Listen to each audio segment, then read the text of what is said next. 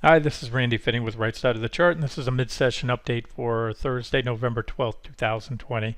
We'll start out with a quick recap of the broad markets, mainly large caps, what I've been focused on, QQQ and SPY, and then take a look at a couple other things I've highlighted recently, such as natural gas, gold, and a quick update on the marijuana stocks. I did mention last week that I would follow up, and I'll do a quick update there for those interested. So on QQQ, as I've talked about, in different time frames, you can have some bullish, some bearish development. So, I want to be clear. This isn't outright bullish. In other words, it's not outright bullish, but it's more bullish than bearish so far. Another way to spin it is, there's mixed things here. Let me just say it. We had the downtrend line, and as I pointed out the other day, three distinct reactions on that downtrend line. Let me just color this up here. 1, 2, and 3. There's two candles there. We popped that trend line intraday, but then closed below it. So that's technically not a breakout in my book, because this is a daily chart, never printed a close, but had that intraday breakout, but then followed by a very sharp and hard reversal to put in a bearish engulfing candle. That candle was followed by a red stick the following day, which normally gives them a check mark there. But as I pointed out, we had a pretty good support here at about 238 on QQQ. And as I pointed out in follow-up videos, we held that candlestick. You can see that day, intraday pierce, but we closed back above. So that was, from that aspect, a successful defensive support, with SPY also successfully backtesting its downtrend line and holding there. So far, near term, again, bullish in the fact that it successfully held that support and then rallied off it the next day, and we're still above it now. A little reversal today. Again, I don't want to spin this as very bullish, because until we take out that trend line, what would be a lot more bullish is the trend line being broken, and especially taking out that previous candle. But until this level goes to 83, it's hard for me to call the near term, or the intermediate term trend with any degree of conviction. Right now, I still have my convictions on the near term trend, which I've talked about and we're about to get to in a second. Before I do that, let me just show you the SPY daily.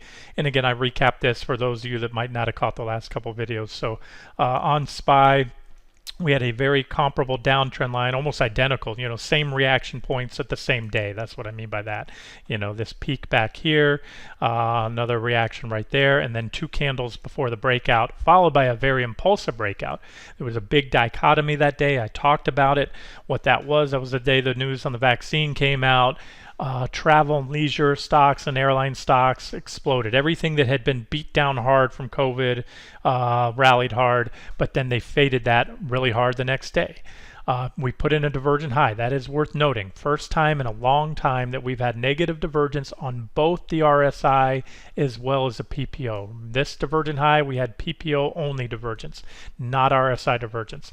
And so why this was a new breakout to all-time highs in the SPY, that breakout failed, number one, which is not very bullish. Obviously, it's not bullish at all to see a breakout fail. But on the other end, again, and I'm sorry if this comes across as wishy-washy analysis. I'm pointing out what I see. If I have a strong degree of confidence which way we're going to go, I might point out a bearish or bullish development and tell you I'm going to dismiss it. But on this, you have to respect the breakout and the backtest. A breakout, forget about all the other lines. A breakout, a backtest, and a successful one at that. We hit it that day and rallied. So that was the same day QQQ successfully held that trend line and closed back above it after intraday breaking below. Follow through right there, but here's where we're at. So, the posture of the market, although the breakout to new high and that successful backtest so far, was near-term bullish on the daily chart. Again, this is more intermediate to longer term bearish. It's divergent high. It has the potential. We don't have any sell signals right now. We reverse down. If we start to move lower, it would increase the odds that this divergent high may have marked a significant top. Otherwise, as I talk about all the time, divergences can either extend, meaning we rally up, put in another divergent high, continue to do so as long as these indicators down below are lagging, and sometimes the divergence is burned through or negated. In other words, these indicators go on and make new highs over their previous highs, and you no longer have that negative divergence. As of now, and I think I've made it very clear, I'm living in the world of the intraday charts primarily. That's where my trades are focused, and let's talk now on that. 60-minute chart. In fact, I've shifted down. I'm going to go to QQQ, and I'm going to go to this 15-minute chart, which I started focusing on yesterday. And on that 15-minute chart, you can see what's happened recently. It's that same downtrend line I was focusing earlier on the 60-minute chart. It was a downtrend line, a price channel in QQQ. Price channel was overshot here. We put in a divergent low again on the 60-minute chart. We're not on it. We're on a 15-minute right now. But we broke out. That was very bullish, and this breakout right here was a gap up, was the catalyst for this big rally. All said and done, from where the trend line was taken out, that was about an almost 8.5% rally. What we did is at this point right here, we put in negative divergence again on this 15-minute time frame, and followed by a pretty impulsive leg down. And where we left it yesterday, we were right here at about that 290-ish resistance level. We popped it briefly today, but by a marginal amount. What is marginal? In this case, if I go here and try to click on that level, it's about 0.75%. So, depending on what you're targeting, if you are short, may or may not have been enough to take your stop out. If you're targeting just this minimum pullback target that I gave you yesterday on QQQ, then that may have taken your stop out. Maybe not. That's about, looks about a reasonable stop based on that move down. If you're targeting this next support right here, this is a support zone, you could have allowed for a wider stop. And if you think again that bearish engulfing candle, going back to QQQ daily, the bearish engulfing candle right there, which was at this point validated with an additional red candle. Would have been better to see a bigger red candle, would have been better to see 283 broken, would have been better to see a red candle yesterday, but it was a sign of confirmation, because I look for, after a bearish engulfing, at least one red candle. And so far, and once that happens too, I like to see any kickback rally stay within about the top 2/3 of that candle. Much more than that, you're probably going to take it out. So from my experience, if any kickback rally stays within about 2/3 of the candle, the upper third below that level, and that would mesh with another back test of the trend line, then we could see a topping stick here. And again, on SPY, as I just showed you a minute ago, we have that divergent high, so that could mark a major top. Now let's get down to the futures. NQ, yesterday I pointed out resistance here where I expected the rally to stop. Told you it was an objective shorting op around 11,894. We were right there. And then I gave you a pullback target. It was the dash line. It's not on this chart. I had the dash line right about here, and I laid out a level. That was hit. That was hit in the overnight. Not even. It was about 11 o'clock last night, 11:30 p.m. Eastern time.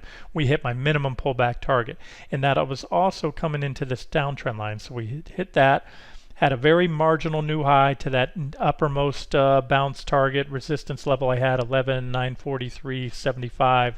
I'm rounding off. Remember, NQ trades in quarter point increments. So, on this chart, if it says 11,943.73, and also remember it's a 12,000 point index. You can give or take. That's why I always say, if you're covering, let's say you're shorting NQ now. This is a sell signal, by the way, is why I'm doing the video. What happened since last night or since yesterday. I gave you this trend line, I believe, yesterday.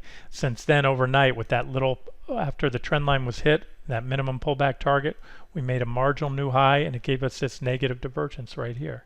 So for the first time in a while, we had negative divergence on the both RSI and PPO. Last time we had a divergent high was right here, and that led to a much bigger drop. So this is and was a small rising wedge. And as I'm doing the video, you can see, boom, an impulsive breakdown. There's your sell signal. That's what I laid out this morning, that we may or may not get that sell signal soon, because we already hit my minimum target. But again, I also had a second target, which now I think will be hit, because we already hit that first one. Chances are we're going to go through it and come on down here to that 11,680. Call it, remember, That's the actual support. You want to cover a little bit above there to be safe. Sometimes the buyers will step in early. And if that level gets taken out, I know there's another line in between there, but I think we'd probably come on down here to about the 11,555 level. So this is what it's looking like short term. This is the world of active traders. This is a world I feel more comfortable in right now than swing trading. You know, if you take a look back, go to QQQ, let's go to a 60-minute time frame. Let's turn off all our lines and let's roll back right here. And this is from August right here, early September, and you can see this is the bigger picture since early September. And again, we're heading into mid-November. This is what you've been doing in QQQ. Chopping around in a big sideways range, going nowhere. As of today, we are right here where we were back in around August 24th. So a swing trader or a trend trader has gone absolutely nowhere now for months. They've seen their account go underwater. They've really not seen it go up much from there. Got slightly ahead, and similar on SPY. So I just wanted to point that out and kind of reiterate again as to why I'm so focused now on intraday charts and even going down to those 15-minute charts. That's where we're at. So let me just wrap up here. Sell signal triggered, big impulsive candle. Looks like we're heading lower. Opens the door to that secondary target there about cover, again, if you're targeting that, cover just shy of 11,686. Or there's, some things on the daily chart that says maybe we put in an even bigger top. One thing you can do is just trail your stops down, along the way. If you get there, you lower stops to protect profits, allow for a little kickback rally reactions on there, and you might catch what I call a runner trade, a larger trade. So it all depends on your outlook for the markets.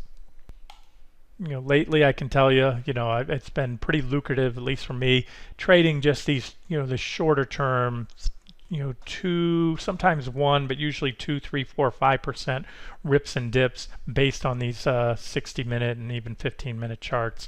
Get in, get out, wait for the next objective opportunity to set up. Don't force it, and that's it. Now I just showed you a sell signal and a breakdown on NQ. However, that could prove to be a little whipsaw unless we take out this level right here, about 35.20. I just jumped over to ES. These are the S&P 500 E-mini futures. This is a 60-minute chart. And here was the uptrend line right here, recently broken, and you can see a lot of reactions on that level, that 35.20 level. Reactions there, then we gapped above it. Pull back, support, support, support, support. We're right there now. So my opinion, we either kick up now and then maybe NQ goes to back test that wedge, or possibly even snap back above it. Be careful. I just showed you a breakdown, but it's a live 60-minute candle. What I mean by a live candle, it's still forming. It's not finalized until that 60-minute candle is over. So if we did snap back sharply between right now, as you're hearing my voice, and by the time this video comes out, and that could coincide with a successful defense here of 35.20, then you have a whipsaw signal, or really an unvalidated breakdown. What I mean by that, again, that 60-minute candle has to print, and the next candle needs to start, and it needs to print solidly below the trend line, not just a hair below it if it snaps back. So that's what I'm looking for right now, and it will increase the odds that those downside targets are hit if and when ES takes 35.20 out with conviction, and if so, this would be your next target, our first target if you want to short it, that is 34.60.50 or so right there. Pretty decent support, lots of reactions on that level, and I would certainly expect a reaction if and when we got there. So we can either hold support now and bounce, or break support and head down. Next up, GC gold futures. What I'm going to do right now, I've showed you this same chart. I haven't changed any lines since the last update. But before, if you recall, a week or so ago, or a couple weeks, even a couple weeks back, I had a triangle pattern right here. And we broke the triangle pattern. It proved to be a whipsaw signal. We put in a divergent high like this. There was your divergence. I don't know where my lines went. I guess I was drawing them in with these drawing tools instead of the charting, lines on the chart. That proved to be a false breakout, and boy, a false breakout it was. Look at that violent reversal. Then we came back down and we overshot that trend line from below. But what I'm looking at here is I'm going to make a change to this chart. We overshot it. We hit the previous reaction lows. That's a major reaction low with numerous candlestick tags there. We hit that and it held a support. Then we hit it yesterday, and I said, look, it's still support. I'm still hanging with this trade. If we can bounce off there. But what happened is we've traded, sliced through this trend line now too many times, in my opinion, to have it valid. It was marginally valid before, or actually not even validated, because we only had 1, 2 reactions. I was looking for a third here, but we overshot it by quite a bit. So we never had that third and confirming reaction. So all I'm doing right now, I'm just telling you why this trend line goes bye-bye for me now. It doesn't have much technical significance anymore because it's been traded through too many times. And so what does have technical significance, and a lot of it, is that 1352. That was the recent lows, and that's what's been capping the pullbacks in gold for a while now. Bullish if we can hold it, bearish if we break below. You know, like I said, I don't have the highest conviction because a couple reasons. I shared my long-term outlook on the euro and US dollar, and we're at long-term resistance. We need to break above that long-term resistance line, even to try to focus down on the near term. When I look at the chart of the dollar futures, this is DX. These are the US dollar futures. I'm on an hourly chart. I'm going to jump out to 6 months and just show you what's going on bigger picture. So bigger picture. And remember, I showed you the euro US dollar several times on the weekly chart for over about 3.5 months now, hitting major downtrend line resistance and testing it, hugging that trend line for months now. Well, the same thing in reverse. When you look at the dollar here, that's showing you the same thing. This is the dollar and the euro stuck in a trading range, which is a result of them both hitting long-term resistance levels. And as I said before, until the euro breaks to the upside or the dollar to the downside, which is my preferred scenario, this will be a definitive break down below this trading range, will be what I believe to be the next long-term buy signal in gold. And if it happens to go the other way, that means that the euro US dollar pair got rejected off long-term resistance, which again, if you didn't catch any of that recently, I'm going to just show you what I'm talking about. This is the long-term resistance line. This is a weekly chart right here. Major downtrend line, which we hit months ago right here, and we've been flirting with. So this is what's going on here. And so with the euro, remember, when the euro goes up, when this chart goes up, that's bullish for gold. Gold should rally. It was rallying when the euro was rising here, and when the euro hit resistance, that's when gold corrected and the euro. So this is my preferred scenario. But as I like to say, resistance is resistance until unless taken out. You cannot rule out a rejection and a drop off this level at this time. I'm leaning this way, but we need to see it. We need to see it with a solid weekly close. And as such, because of that, this is that multi-month trading range I've been talking about for a while now. So if you feel like, if you've been trading gold and feel like you're spinning your wheels, you are, because the currencies have not picked their next direction yet. They're in a trading range. I just showed you dollar futures. I'm going to show you the euro futures. This is E7 euro futures. Same thing. If I look back go back for 6 months, it shows you what I just showed you in that other chart. A big sloppy sideways trading range, tough to gauge the next even near-term direction. So that's why I told you the other day, a few days ago, I took a long gold. I'm giving it some room, leaning towards that upside. And again, if you missed it, I'm looking for a move back up to this downtrend line right here, and or that 1914. I think that's probably the likely level. I think we'll probably, if we get there, overshoot the trend line, hit that 1914-ish level. We could break out and run from there. We'll just have to assess the charts if and when we get there. So it's pretty simple to me. Much below here, stop out, let it go. You could short it if you want. I don't think I will at this point in time. I'd rather just stop out along or get up here and book some profits on a quick bounce trade on gold. And the other ones, natural gas, still looking good. Natural gas, 60-minute chart, broke above this downtrend line after holding, a brief dip below this about 290 support. Still looking for these targets up here, and there's a uptrend line we can watch here that natural gas ideally should stay above and may provide objective add-ons or long entries on pullbacks to that trend line. So maybe we do something like this, get a reaction there, run on up there. That's natural gas. And then last but not least is coffee. I've also been highlighting coffee recently, and still looks good. Let me just refresh. Okay, unlike those other charts, which were 60-minute charts, this one's 120 minutes. So it's very similar. Every candle is just 2 hours of trading instead of one. And simple stuff. I replicated this chart yesterday. The futures rolled, rolling this week from the December to the March contracts. That's why some of these levels are a little bit different than my previous KC charts before yesterday. But there it is. Bullish falling wedge, positive divergence, breakout, moving, walking its way up in an uptrend, and there's all your potential targets. And I've talked on this one too also about the longer term potential for coffee. So on this one, as of now, I'm not targeting a quick pop. I think we'll get a reaction there. If you're an active trader, you can try to game it. I'm treating this one actually as a swing trade. You might contradict with what I just said earlier, or what my comments on the front page lately, where I'm wearing my active trader hat, and when the time is right, I'll put on my swing trader cap. I'm referring to the stock market, the equity markets. There I'm in active trading mode. Certain commodities or whatever, maybe a certain stock, if I can come across something I see, I might be an investor or long-term trend trader. Remember, commodity coffee has nothing to do with the stock market.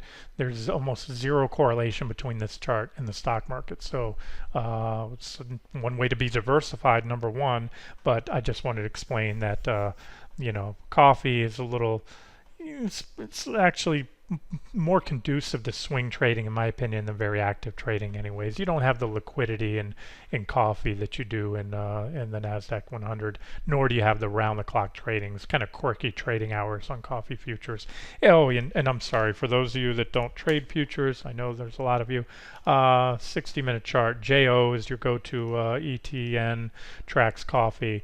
And same thing I've highlighted recently. There's your downtrend line, positive divergence that's been building right here. And there's your breakout. We've been walking our way higher. And it's your first target, second target, third target, etc. Okay, we're going to wrap it up here. And with ES still holding above support, need to see that level go. And that will increase the odds at NQ, even though we do have a red candle now that closed and the next candle starting to work its way. I can just tell you this, it is possible, but not very likely to see NQ come all the way down here and hit that target without ES breaking down below this 3520 support. We'll wrap it up here. This has been Randy Finney with Right Side of the Chart. I hope you enjoyed it.